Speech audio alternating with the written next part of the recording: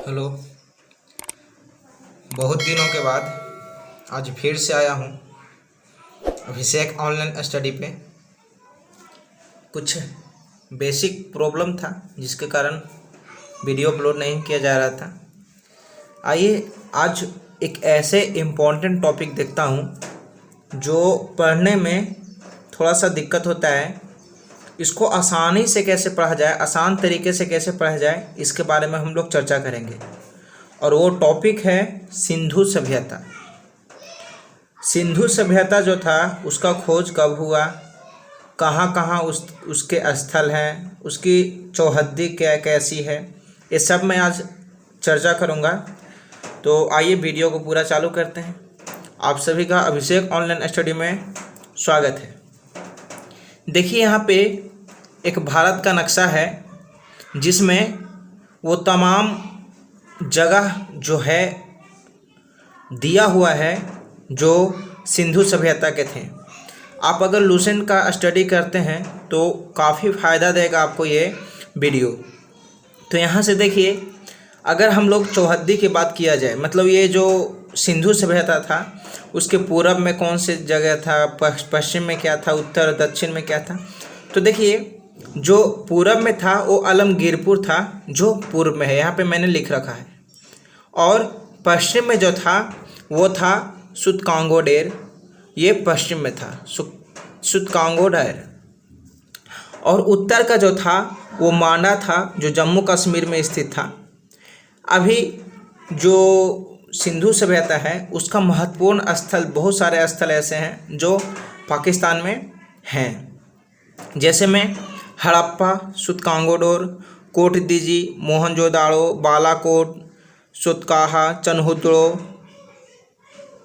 और अपना रंगपुर, ये सारा जो है वो कहाँ है, तो ये सब पाकिस्तान में है। सॉरी, रंगपुर भारत में ही है। अब हम लोग इसके बारे में कुछ जानकारियाँ देखेंगे कि क्या क्या कहाँ कहाँ था। तो जो राजस्थान में है कालीबंगन, अगर हम लोग भारत के बारे में देख लेते हैं तो राजस्थान में जो कालीबंगन है वहाँ जूते हुए खेत और नक्शीदार ईंटों का साक्ष्य मिला है। वहाँ ही अग्निकुंड था और घोड़े के अस्थि पंजर भी थे और काली चूड़ियाँ, ये सारे कहाँ मिले हैं, तो कालीबंगन में। ये कालीबंगन कहाँ है, तो भारत के राजस्थान में। यहाँ से आपको आसान पड़ेगा याद करने में। जब आप भी क्या कीजिए, इसी तरीके का एक मैप बनाइए और उसमें पूरे का पूरा जितना भी वो दिया गया है जगह का नाम, वो सारे जगहों को इंडिकेट कीजिए और उसको स्टडी कीजिए। वो क्या क्या कहाँ कहाँ है वो सारा लिखिए, आपको बहुत आसान होगा ऐसे पढ़ने में। ये जो राखीगढ़ी है वो भारत में सबसे बड़ा सिंधु सभ्यता का जो जगह है वो खोजा गया था। बनमाली है, यहाँ मिट्टी से बने हल के साक्ष्य मिले हैं बनमाली में। और अगर आप यहाँ पे देखिएगा तो रंगपुर में चावल के दाने मिले हैं जो गुजरात में है रंगपुर। धौलवीरा भी रंगपुर में ही है और लोथल भी, धौलवीरा भी गुजरात में है और लोथल भी गुजरात में ही है। अब अगर आते हैं पाकिस्तान में, तो पाकिस्तान में हड़प्पा है। हड़प्पा में मोहरों तथा सबसे अधिक एक श्रृंगी पशु का अंकन मिलता है। यहाँ आयताकार मुहर में स्त्री के गर्भ से पौधा दिखाया गया है। कहाँ, तो हड़प्पा में। अगर आप यहाँ बात कीजिएगा मोहनजोदाड़ो का, तो मोहनजोदाड़ो जो पाकिस्तान में है उसमें तो बहुत सारा क्वेश्चन बनेगा आपको। एक सिलवाल पर 3 मुख वाले देवता पशुपतिनाथ, हाथी, गैंडा और चीता उनके आसपास में था। सबसे बड़ा ये है मोहनजोदाड़ो जो हड़प्पा सभ्यता का, सिंधु सभ्यता का जगह है।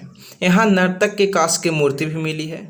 यहाँ स्नानागार है जो 11.88 मीटर लंबा, 7.01 मीटर चौड़ा और 2.43 मीटर गहरा है। अब यहाँ पे जो सुतकांगोडोर है, ये यहाँ बंदरगाह मिले हैं और घोड़े के अस्थि पंजर भी मिले हैं। कहाँ, तो सुतकांगोडोर में। चनहुद्रो में मनके बनाने के कारखाने थे। चनहुद्रो में मनके बनाने के कारखाने थे। यहाँ से जब आप इसको स्टडी कीजिएगा इस तरीके से मैप बनाकर, तो आपको काफ़ी फ़ायदा मिलेगा इसमें। अगर हम लोग इसको और आगे देखें तो आप देख सकते हैं ये पूरा भारत का नक्शा में।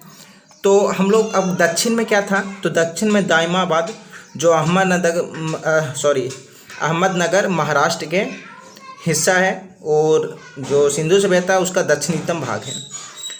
यहाँ लोथल में बहुत सारा चीज़ मिला है। तो लोथल में हम लोग को क्या क्या मिला है वो देखिए।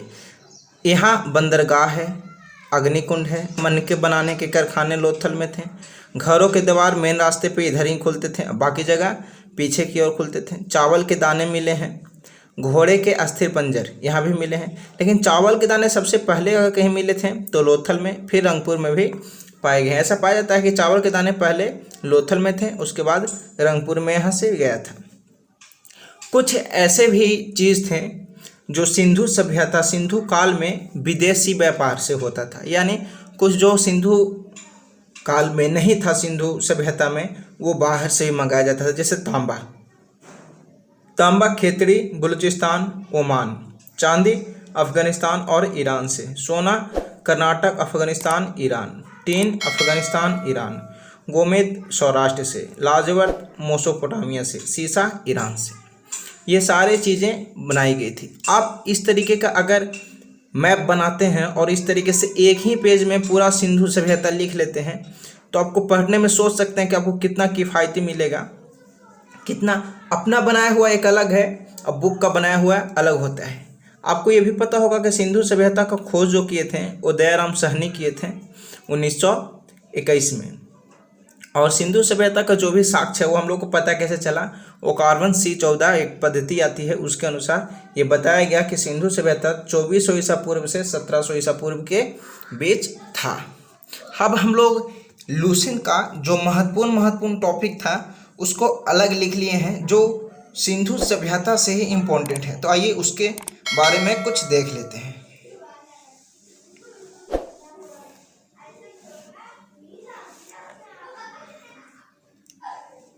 यहाँ पे आ गया, ठीक है। अब हम लोग इसके बारे में कुछ चर्चा करते हैं। देखिए, सबसे पहला कहता है यहाँ पे कि सिंधु सभ्यता को आदि ऐतिहासिक अथवा कांस्य युग के सभ्यता में रखा गया है। यहाँ के मुख्य निवासी द्रविड़ एवं भूमध्य सागरीय थे। कहाँ के? सिंधु सभ्यता के। इसमें जितना भी पॉइंट मिलेगा आपको सिंधु सभ्यता से ही मिलेगा। सर जॉन मार्शल ने 1924 में सिंधु घाटी सभ्यता नामक एक उन्नत नागरीय सभ्यता पाए जाने की घोषणा की। ये सर जॉन मार्शल थे, वो बताए 1924 में बोले कि सिंधु सभ्यता के नाम से एक उन्नत नगरीय सभ्यता पाया गया है, इसका इन्होंने घोषणा किया था। स्वतंत्रता प्राप्ति के पश्चात हड़प्पा संस्कृति के सर्वाधिक स्थल गुजरात में खोजे गए। भारत जब स्वतंत्र हुआ तो उसके बाद सबसे ज़्यादा गुजरात में ही हड़प्पा संस्कृति के स्थल मिले थे। सिंधु सभ्यता की लिपि भाव चित्रात्मक थी। इसका मतलब कि भाव से पता चलता था। यह दाईं से बाईं ओर और ज़्यादा लाइन रहने पर फिर बाईं से दाईं ओर लिखी जाती थी। मतलब पहले इधर से लिखा जाता था और ज़्यादा होने पे फिर ऐसे लिखा जाता था, इस तरीके से लिखा जाता था। लेखन कला की उचित प्रणाली विकसित करने वाली पहली सभ्यता सुमेरिया की सभ्यता थी। एक इसमें पॉइंट दिया है, अगर आप यहाँ लिपि की बात कीजिएगा तो लेखन सभ्यता की उचित प्रणाली विकसित करने वाली पहली सभ्यता जो वर्ल्ड की थी उस सुमेरिया की सभ्यता, ऐसा बताया गया है। सिंधु सभ्यता के लोगों ने नगरों तथा घरों के विन्यास के लिए कौन सी पद्धति अपनाई थी? ग्रिड पद्धति अपनाई थी। सिंधु सभ्यता में मुख्य फसल गेहूं और जौ थे। सेंधावासी मिठास के लिए शहद का उपयोग करते थे। तौल की इकाई संभवतः 16 के अनुपात में थी। 16 पैसा सुने होंगे, 16 आना, तो वही उसमें दिया गया है। सैंधव सभ्यता के लोग यातायात के लिए 2 तथा 4 पहिया वाले बैलगाड़ी या भैंसा गाड़ी का उपयोग करते थे। मेसोपोटामिया के अभिलेख में वर्णित मेहुला शब्द का अभिप्राय सिंधु सभ्यता से है। यानी मेसोपोटामिया का जितना अभिलेख है उसमें मेहुला शब्द जहाँ पे आता है उसका मतलब सिंधु सभ्यता से ही लगाया गया है। संभवतः हड़प्पा संस्कृति का शासन वणिक वर्ग के हाथों में था। पिग्गट ने हड़प्पा एवं मोहनजोदाड़ो को एक विस्तृत साम्राज्य की जुड़वां राजधानी कहा था। ये पिग्गट कोई थे जो बताए थे कि हड़प्पा और मोहनजोदाड़ो जो थे वो एक विस्तृत साम्राज्य का जुड़वां राजधानी था। धरती को उर्वरता की देवी कहा जाता था। सैंधव सभ्यता में, सिंधु घाटी सभ्यता में वृक्ष पूजा और शिव पूजा होती थी। पशुओं में कुबड़ वाला सांड विशेष पूजनीय था। जो कुबड़ का सांड होता था उसे पूजा जाता था। संभवतः स्वास्तिक का चिन्ह जो सिंधु सभ्यता है वो माना गया ऐसा कि स्वास्तिक का चिन्ह वहाँ से ही दिया गया है, जिसने सूर्य का उपासना जो होता है उसका अनुमान लगाया गया है। मातृदेवी की उपासना सर्वाधिक सिंधु सभ्यता में ही पाया गया है। स्त्री मृण मूर्तियाँ, मिट्टी की मूर्ति जिसका मतलब होता है से मात्र सत्रात्मक पाया जाता है सिंधु सभ्यता।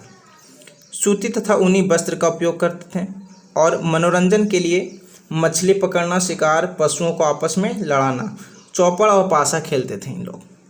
काले रंग के डिजाइन किया लाल मिट्टी के बर्तन भी रखते थे। तलवार से परिचित नहीं थे सिंधु सभ्यतावासी और आग में पकी हुई मिट्टी को टेराकोटा कहा जाता था। कब? तो सिंधु सभ्यता में। दोस्तों, अगर आप लूसेंट पढ़िएगा, लूसेंट पढ़ने के बाद अगर आप इस वीडियो को देखते हैं या इस वीडियो को देख करके लूसेंट पढ़िएगा तो आपको काफ़ी किफ़ायती पड़ेगा। और कोशिश ये भी आप कीजिए कि आप भी एक इस तरीके का मैप बनाइए जिसमें वो प्रत्येक जगह को चिन्हित कीजिए जो सिंधु सभ्यता में पाए जाते हैं। दोस्तों, अगर वीडियो अच्छा लगा हो आपको तो वीडियो को शेयर कीजिए। थैंक यू वीडियो पूरा देखने के लिए आप सबों का।